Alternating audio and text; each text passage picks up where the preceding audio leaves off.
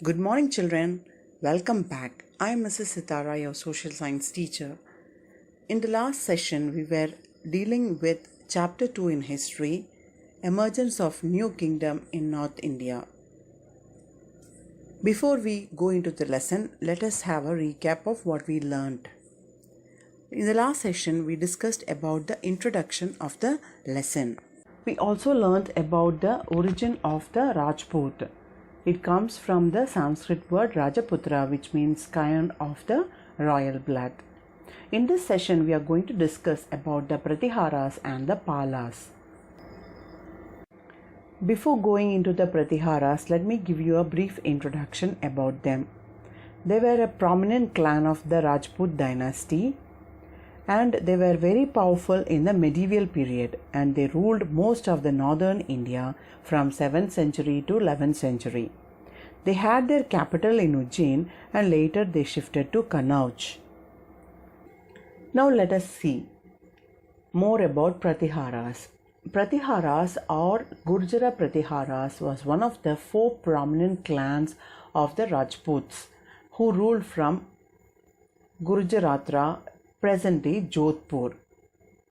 Which was one of the famous clans of Rajputs? It was the Pratiharas or the Gurjara Pratiharas, from where they ruled from Gujaratra. In the 6th century AD, Harichandra laid the foundation of the Gurjara dynasty. Who laid the foundation for the Gurjara dynasty? It was Harichandra. When did he lay the foundation? It was in the 6th century AD. On the picture you can see Harichandra II. The next picture shows Nagabhatta I, one of the prominent rulers of the Pratiharas. Nagabhatta I was the first and the prominent ruler of the Pratiharas. Who was the first and the prominent ruler of Pratiharas? It was a Nagabhatta. In the 8th century, he ruled over Broch and Jodhpur and extended his dominion up to Gwalior. So he ruled over Broch and Jodhpur and extended his dominion. Dominion is his sovereign up to the Gwalior. You know, children, Broch is in Gujarat, present-day Gujarat, and Jodhpur in Rajasthan, and Gwalior is in Madhya Pradesh. So you can see from the map there, he had his kingdom from Broch near the coastal area towards the Jodhpur and towards the Madhya Pradesh, Gwalior in Madhya Pradesh. He repulsed the invasion of the Arabs of Sindh from the east and checked their expansion. He could successfully stop the invasion of the Arabs of Sindh. He was succeeded by Vatsaraja, who desired to dominate the whole of North India. His attempt to control over Kannauj brought him conflict with the Pala ruler Dharmapala. So he was able to control the invasion of the Arabs, but his successor Vatsaraja, he wanted to dominate the whole of North India and he wanted to get the control over the Kannauj, and that brought the conflict with the Pala ruler Dharmapala. There was a prolonged tripartite struggle between the Gurjara Pratiharas of Malwa, Rashtrakutas of Deccan, and the Palas of Bengal. Tripartite means involving 3 people, 3 parties. So there was a war between 3 people, who were they? Gurjara Pratiharas of Malwa, Rashtrakutas of Deccan, and Palas of Bengal. And each of them wanted to establish their supremacy over the fertile region of Kannauj. In the process, all the 3 forces became weakened. You can see there was a long war, long struggle for occupying the rich region of Kannauj. It was a Gangetic area, fertile area, and all wanted to have control over that. Who all wanted to control? The Gurjara Pratiharas, then Rashtrakutas and the Palas. All 3 of them wanted to have the control over Kannauj, and there was a battle for a long time. And in the end, what happened? All the 3 became weaker. Now we will see the successors of Vatsaraja. Valsaraja's successor Nagabhatta II and Ramabhadra did not do anything impressively. They were not able to, Nagabhatta II and Ramabhadra were not able to do anything very impressive. But Mihira Bhoja or Bhoja, who was the son of Ramabhadra, within a few years of his accession, succeeded in consolidating the powers of the Pratiharas. Even though Ramabhadra was not able to do anything, Mihira Bhoja or Bhoja, his son, was able to consolidate the power of the Pratiharas, to prove the power of Pratiharas. As a strong ruler, Bhoja was able to maintain peace in his kingdom. As there were always fighting over the Kannauj, this ruler Bhoja was able to maintain peace in his kingdom. The Arab menace's trouble was firmly tackled by him. After Bhoja, the Pratihara Empire continued its full glory for nearly a century. So he was able to maintain peace in his country, as well as he was able to tackle the attack of the Arabs. Always the Arabs were attacking, from the Arabs of the Sindh were attacking, and Bhoja was able to bring a control over them. So he controlled the Arab menace, as well as he prevailed peace in his kingdom. And after Bhoja, the empire continued its full glory for nearly a century. Having successfully resisted the Arabs, the Pratiharas turned their attention towards the east, and by the end of the millennium, they ruled over a large part of Rajasthan and Malwa. After resisting Arabs, they had their concentration towards the east side, and they ruled over the large part of Rajasthan and Malwa. They also held Kannauj for some time. They were able to conquer the Kannauj in the tripartite war. The Rajputs fought each other endlessly in the 11th and the 12th century. They were fighting among themselves in 11th and the 12th centuries. Taking advantage of these internecine quarrels, many local kings succeeded in making themselves independent. Spell the word internecine. Internecine. Internecine. Internecine is relating to conflict within a group. It is a conflict within a group. So since the Rajputs were trying to quarrel among themselves, many of the local kings whom they defeated and brought under their control were successful in making themselves independent. Having learnt about the Pratiharas, the Rajput kings, we will move on to the Palas. In Palas, we are going to learn about Dharmapala and Mahipala I.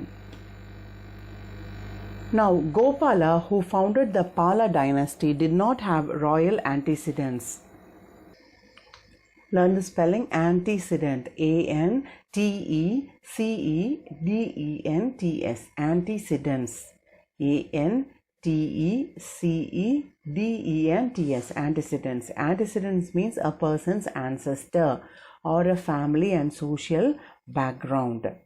So Gopala had no royal antecedents. He was the founder of the Pala dynasty, and he did not have any royal connections. He was elected by the people for his superior capabilities. Purely based on his capabilities, he was elected by the people. During his reign from 750 to 770, Gopala laid the foundations for the future greatness of this dynasty in Bengal. So he ruled from 750 to 770. At that time, he laid the foundations for the future of this dynasty in Bengal.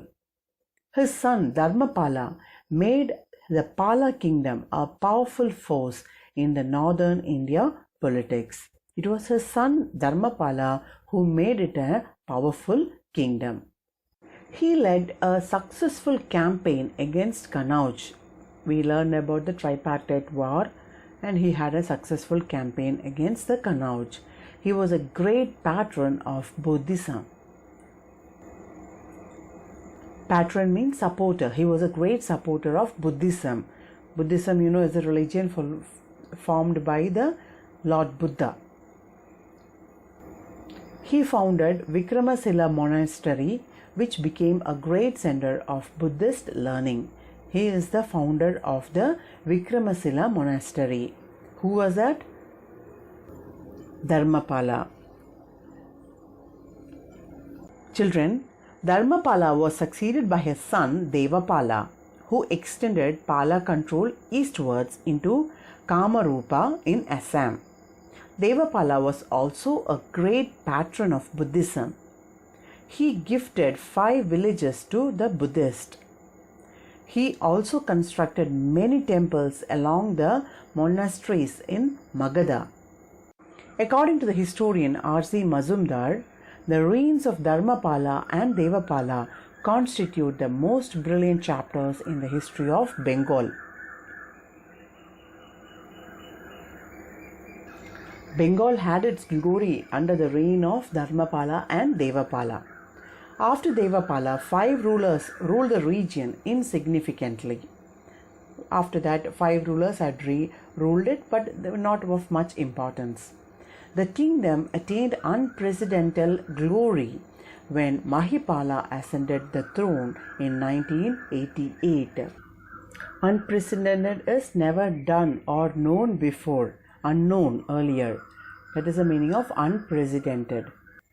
So, the Pala dynasty had its glory in the reign of Mahipala when he ascended the throne in 1988. Now we will learn about Mahipala, the most powerful ruler of the Pala dynasty. Mahipala I was the most powerful ruler of the Pala dynasty. He is called the founder of the second Pala dynasty. He is called as a founder of the second Pala dynasty. Who is the founder of the Pala dynasty? It was Gopala. He did not have any royal antecedents. Who is called as a founder of the second Pala dynasty? It is Mahipala I. The decline of Pratiharas gave the Palas an opportunity to take a leading role in North Indian affairs.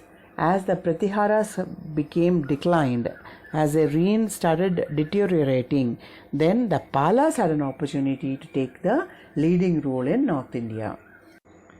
Mahipala I could not extend his domain beyond the Banaras because of the impressive campaigns of the Chola kings from the south, Rajendra Chola.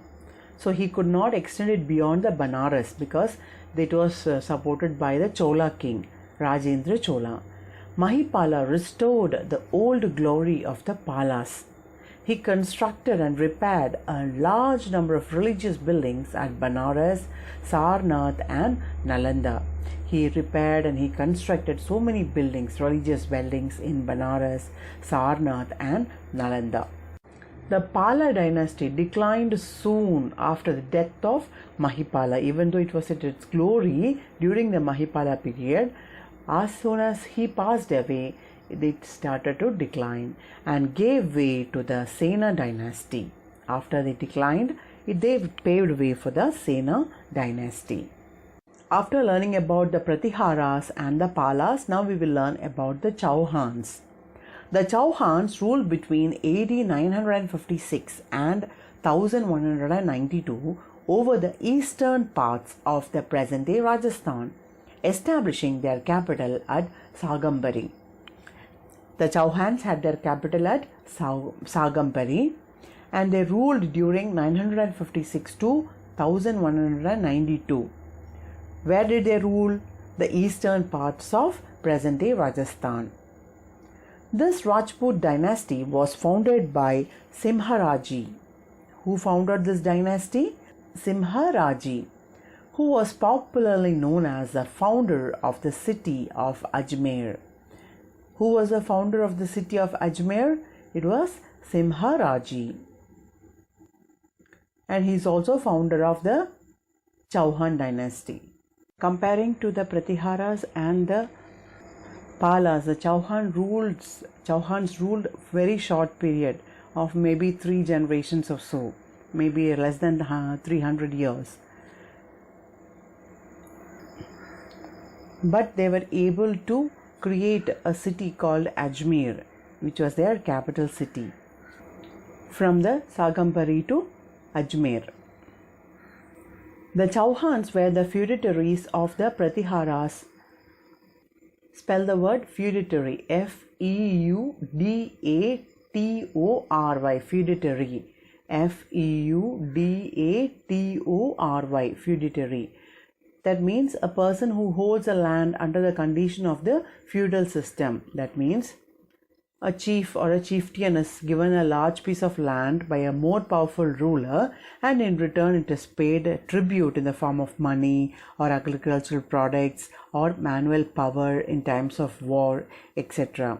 So they were feudatories of the Pratiharas and staunchly stood by them to check the Arab invasion.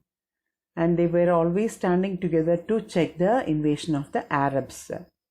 The last of the Chauhan kings, the Prithviraj Chauhan, was considered the greatest of all the Chauhan rulers. The greatest one was the ruler called Prithviraj Chauhan.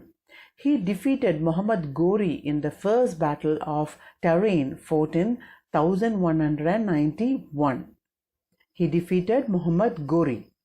However, he was defeated and killed in the second battle of Tarin in 192. Even though Prithviraj Chauhan was able to resist and defeat Muhammad Ghori in the first battle, a year later he was defeated and killed in the second battle of the Tarin. Before we wind up today's class, let us have a recap of what we learned.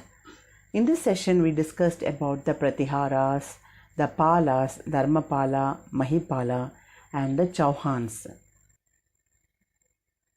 Next class, we will discuss about the contributions of the Rajputs to art and architecture. Until we meet again, it's bye from your ma'am.